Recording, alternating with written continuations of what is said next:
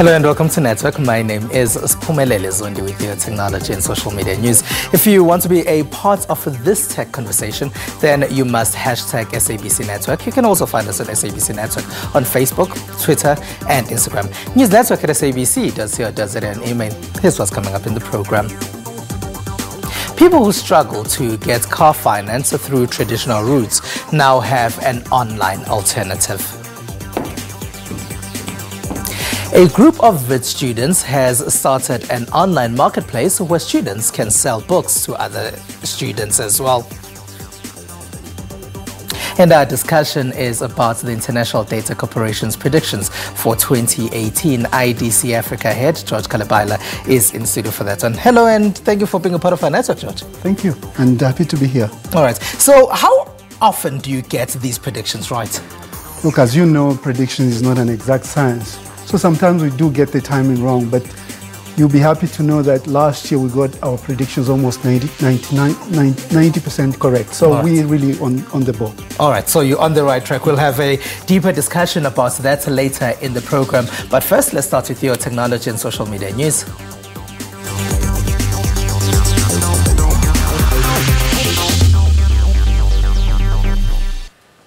Now, a lot of people often struggle to get car finance from big banks and big car sellers. One look at you if you don't get this financing. One person says this is the type of individual he is targeting with his online platform. He has, however, found that there are challenges that come with being in this space. Dumaule Mutlawudi takes a look for us on this issue. An estimated 40,000 plus cars were sold in November 2017. Many of those vehicles were auctioned through major multinational car sales franchises and their online networks. The reality is very different though for emerging players, particularly in the online car retail sector. People like Mlungisi Ndisi. Basically, I'm a car fanatic. Anyone who's known me would tell you that this is the guy that will explain to you what GTI stands for. You understand? So I was always fascinated with the industry of cars, selling cars, teaching people about cars, demos. Ndisi quit his full-time job with a petrochemical company to establish his online car selling app and website in November 2017. He taught himself how to code and operate the website himself. Car4Trade.co.za targets potential car buyers on a tight budget who also don't qualify for financing from traditional service providers.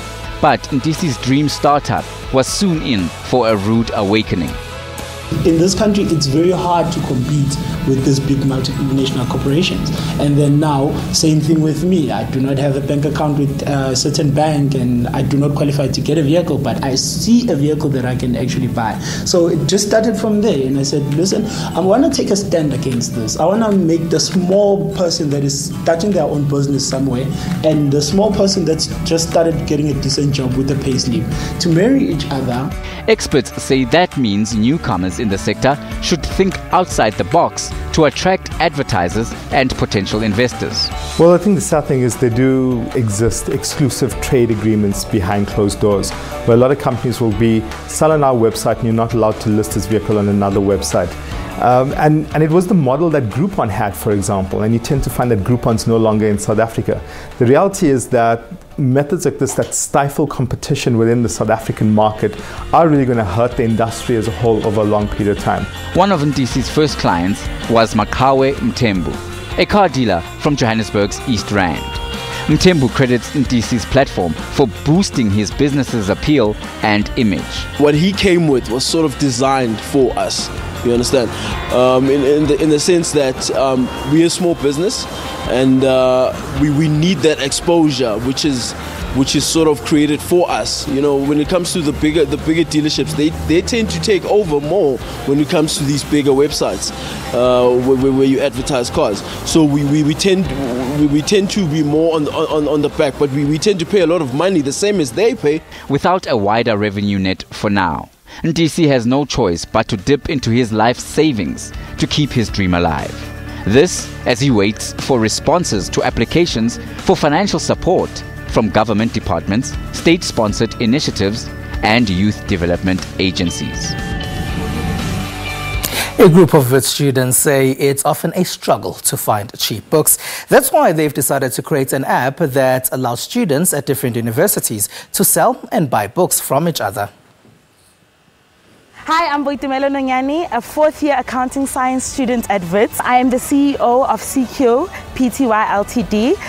This is a platform that allows students to purchase books. If you'd like to download the app, it's on Google Apps, so all Android phones can get it.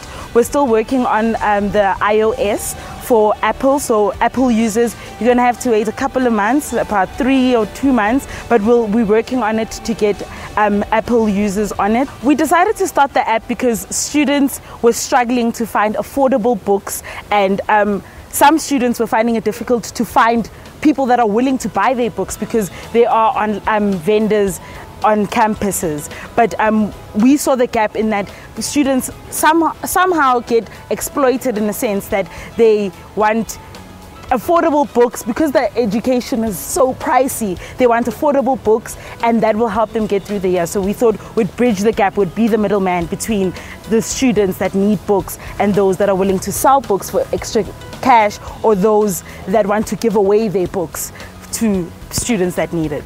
The website is www.sikio.co.za.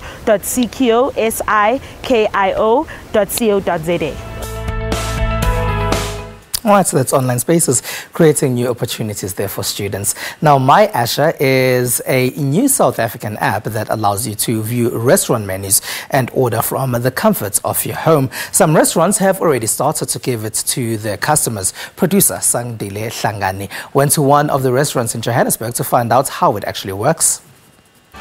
When you sit down at the Green Peppercorn restaurant in Johannesburg and ask to see the beverage options on the menu, as I did recently, you are in for a surprise.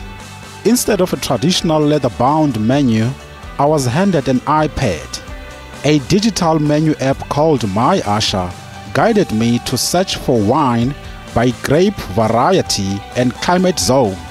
Unlike a paper menu where a restaurant needs to then print a menu 3 months in advance, with this, what happens is it's live updating. The restaurant on his side has his own system. So if it comes in the morning as a new dish, he puts it on the system, refreshes, and all the tablets they now have the new dish. So if he runs out of something, salmon during a busy time, he goes, takes out the salmon, and then all the tablets take out the salmon. So we'll never have an issue of people then coming and saying, oh, but it's on the menu, why don't you have it? Selecting a bottle, I got details about the vintage and its producers, tasting notes, pictures of the bottle, and food pairing suggestions. Having all this information on hand was intimidating, but as I immersed myself in the app, I got so into it that the waiter had to stop by 3 times before I was ready to order. With the full menu, it's a description of what the meal is about with the pictures, and gives you suggestions on food pairing. If you are a wine foodie and you like certain wines, it'll give you a suggestion. Try this meal with this wine. So those kind of things the manager can do on his side. Then you as a patron, when you come in, it's already on the menu. You can change it whenever you want and make it more interesting for you as an individual. My Asha offers far more than a standard menu for restaurants. It brings the menu to life with bright pictures and interactive experience for customers. They can also use it to request a waiter's attention, ask to speak with the chef, and leave reviews for the management. A review system where you go rate your restaurant on food, service, ambience, and obviously the quality of the service. And what then it does, after you've rated the restaurant, it goes to the manager. And the manager then gets information, because your information is already there. He gets your review, and then he can then kind of take you direct what didn't you like about the service. Then it becomes a personal experience. Each of Green Peppercorn restaurant iPads cost approximately 1,200, which makes them tempting targets for thieves. We've been in operation. Loss has been the least of our problem. I think the biggest problem has been maybe waiters then dropping the menus, and that they get cracked, but we're insured for that.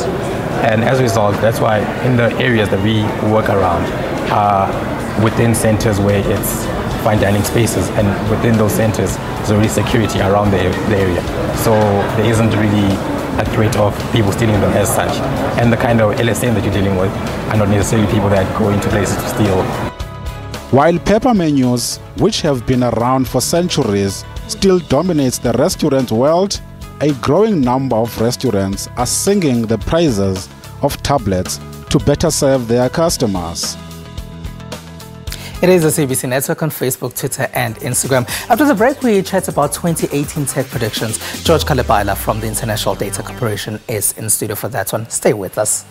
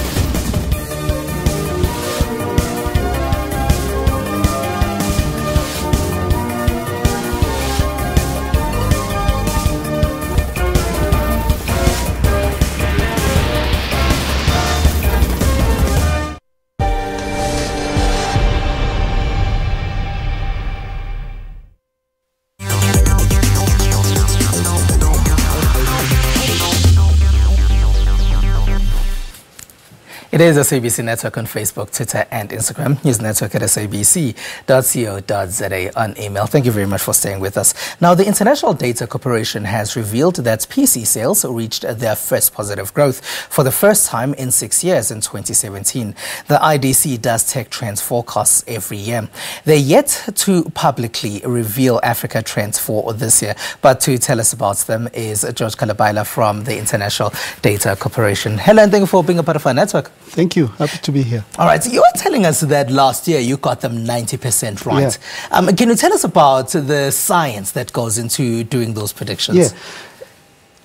Throughout the year, we talk to a lot of vendors, suppliers, and also key players in the industry, and are also using our data research that we gather. So we've got a very good feel of what is happening, what is going to shape the market in the next 2-3 years. So all of that come into the crystal ball, if you may like, and then we try to project and say what are the key things that we see happening based on what we've been talking about in the previous year, and sometimes we get the timing wrong.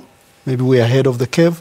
But last year, you'll be happy to know that we got about 90% of our predictions spot on. What's the 10% that we didn't get right? Well, I think it was just, again, timing on 5G, especially interest from enterprises, and also IoT in terms of, the tipping point. But the foundation blocks were there. So it's just the timing that we got right, but the predictions or the themes, that was spot on. But it's not to say that 5G is not coming.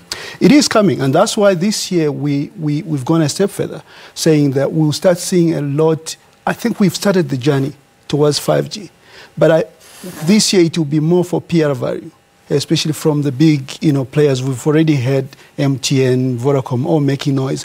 We haven't started the commercial deployment, but we'll start hearing more and more and start gearing towards 5G, especially the big players on the continent, because we are still in the 4G space and we haven't even, gone beyond that. But we started talking about the use cases, how 5G is going to be, how it's going to affect the IT environment, how it's going to affect, the consumer environment, what kind of applications are going to be run. Those discussions will take center stage this year.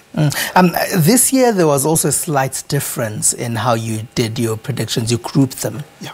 So we kind of trying to group around themes, because we believe, this, or what happens around some of these, themes. So like we're talking about, hybrid IT strategies. There we see, the growing trend of migration towards, public cloud. But even there we see hybrid, cloud strategies. A number of, organizations preferring to have some workloads in the public cloud and also some in the private cloud as they, of course, move towards. Why is that? Well, in some cases it is maybe security concerns. Some cases it's they want to retain control, so they want to have it in the private cloud instead of public cloud. But we'll start again as the infrastructure and all these other concerns, security concerns, and especially the localization of international data center players localizing their operations, cloud providers localizing their operations in South Africa, we'll start seeing that migration to public cloud accelerating. Artificial intelligence is a big one. Tell us about that. Yeah.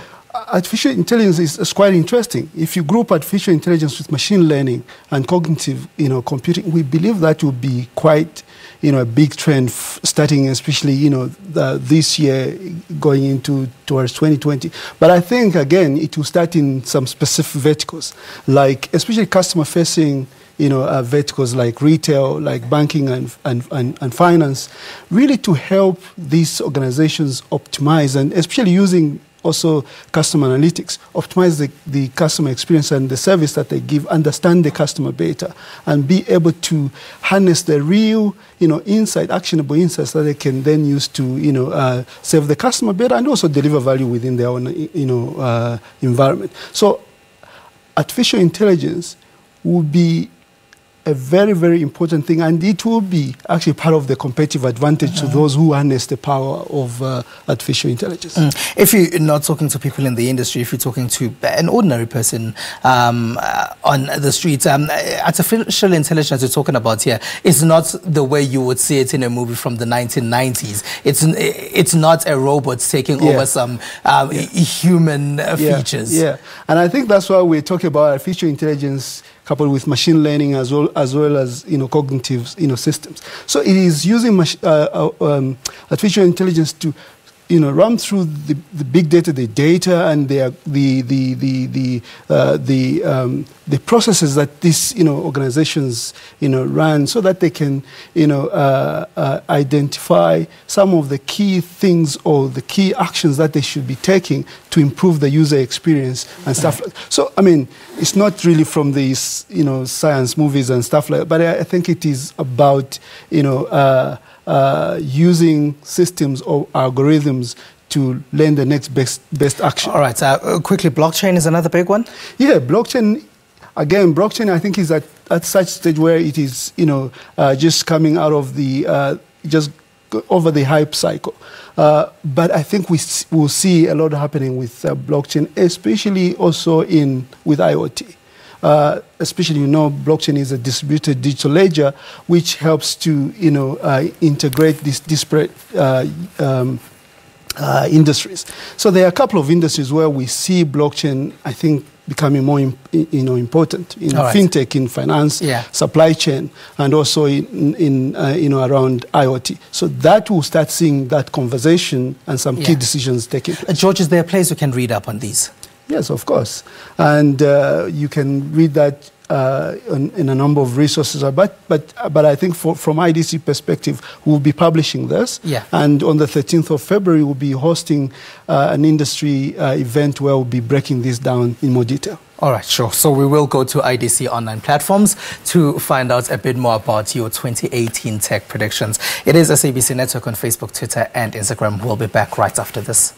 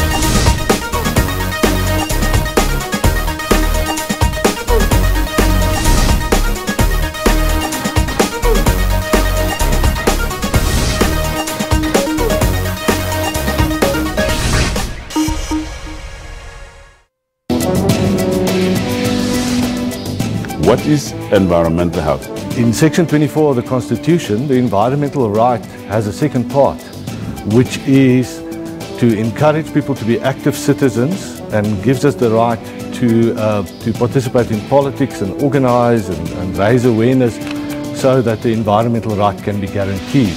Using coal and wood and paraffin to cook with or to heat their space or to heat water. These are basic fundamentals, and I think if we can address that alone, we will make a huge impact, an environmental impact on the health of our population. Food that comes into the country, the vigilance at the ports and harbours is being checked at the moment currently by environmental practitioners who are port officers at those ports. They need to be more stringent in terms of control of what comes into the country. Join Health Talk every Saturday for all your health news.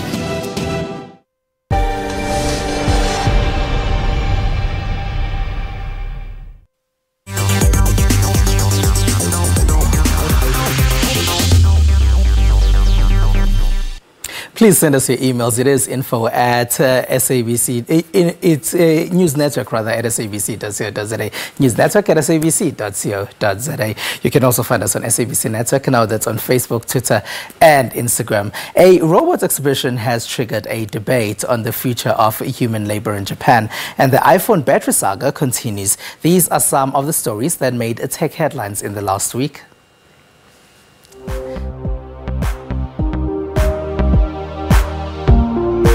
Nearly 200 companies gathered in Tokyo on Thursday to showcase the latest in robotic industry technology, triggering amongst exhibitors and visitors a debate on the future of human labor. I think the robot is more skilled than my wife in folding laundry. I see the time is coming when robots and humans compete against each other. They are our rivals. I think it would be better if humans did more creative jobs, and if you can have robots do manual labor instead of humans, they should do it. According to expo organizers, they expect the service industry robots alone to grow by 8.9 times in 2030 compared to 2016 to a market size of $8.1 billion. Now heading over to the US of A. Autonomous vehicles and components on display at the North American International Auto Show on Monday showed how far the technology has come, but left many questions about how soon it might be available to consumers on a larger scale. Autonomous vehicles are still under development, but it's going so fast, and I think this is faster than any technology we've ever seen in the past, because the news between a span of 3 months can change dramatically. So I think that a lot of automakers are scrambling trying to develop their technology, but on the other hand, we need to have the laws in place, insurance in place, and all those infrastructure things as well, because it's not just about automaker technology. Automakers are investing in autonomous technology and see the tremendous revenue potential in the emerging industry, including in e-commerce, infotainment, large-scale usage at airports, theme parks, as well as in ride-sharing services. And off to China we go. US tech giant Apple has acknowledged that slowdowns resulting from battery degradation can affect the company's iPhones, but not other devices such as iPads or MacBooks. They need to improve the battery life of the iPhones. It's a way of people just get fed up of having to recharge their phones all the time, that they'll just keep on buying new phones. China is Apple's third largest market after the United States and Europe, despite the fact that sales in China had been declining for several quarters before showing some re-acceleration in Q4 2017.